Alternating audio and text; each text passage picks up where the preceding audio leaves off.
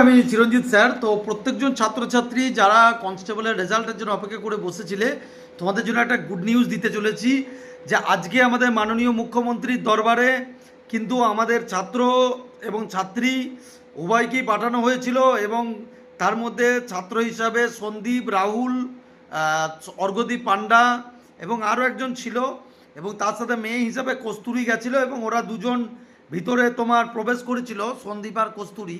এবং মাননীয় মুখ্যমন্ত্রীর দপ্তর থেকে কিন্তু বলা হয়েছে যে কেসের স্ক্রুটিনি করে ওনারা তোমাদের রেজাল্ট যত দ্রুত বার করবে। আর সব থেকে একটা তাজ্জব বিষয় দেখো, ওখান থেকেই বলা মাত্রই সঙ্গে সঙ্গে পুলিশ রিক্রুটমেন্ট বোর্ড কিন্তু তাদের নোটিশ দিয়ে বলে দিল, আজকে অফিসিয়াল নোটিশ দিয়ে বলে দিল যে রেজাল্টের এই কারণের জন্য রেজাল্ট আটকে আছে, নেক্সট স্টেপের পরে বেরিয়ে যাবে। What is the power of CM আর what is the power of student. আর একটা জিনিস তোমাদেরকে বলি, বারবার করে বলি, চিরঞ্জিত স্যার অলওয়েজ তোমাদের জন্য রয়েছে। কন্টিনিউ যতগুলো বিধায়ক রয়েছে বিজেপি, যতগুলো মন্ত্রী রয়েছে, কাউকে ডেপুটেশন দিতে বাকি রাখিনি। আমি নিজে দিলীপ ঘোষের সাথে অ্যাপয়েন্টমেন্ট ছিল, আমি দিলীপ ঘোষের মহাশয়ের সাথে মিটিং করেছি।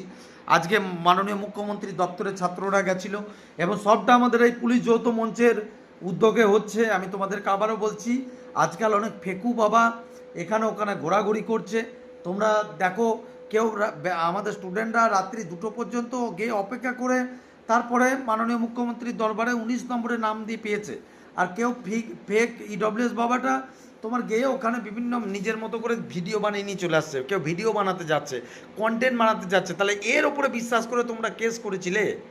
যারা কেসের ওর হাত ধরে কেস করো, আমি তাদেরকে বারবার করে বলছি করতে যেও না, বুঝলে? যার নিজস্ব ঠিক নেই তার সঙ্গে আবার তুমি কেস করতে চাচ্ছ। আমি বারবার করে বলছি, নিজের 100% দিয়ে লড়ো, এবং তোমাদের জন্য আমরা আছি। তোমাদের রেজাল্ট খুব তাড়াতাড়ি বেরোবে। মে মাসের এই জুন মাসে দেখবে, মিডিল অফ জুন তোমাদের রেজাল্টের প্রবল সম্ভাবনা। প্রথম এই যে 8 তারিখে হেয়ারিংই দেখবে, তোমরা বুঝতে পেরে যাবে।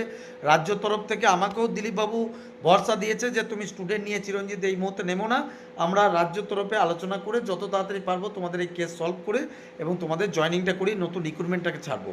বোঝা গেল তো কি বললাম?